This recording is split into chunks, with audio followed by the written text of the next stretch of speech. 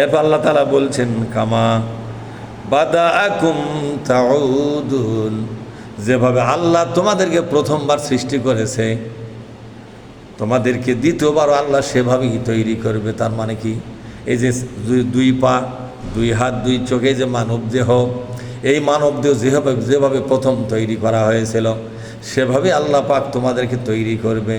অর্থাৎ আকৃতি পরিবর্তন হবে না, এই আকৃতি দিয়েই আল্লাহ পরকালে আবার নতুন করে বানাবে।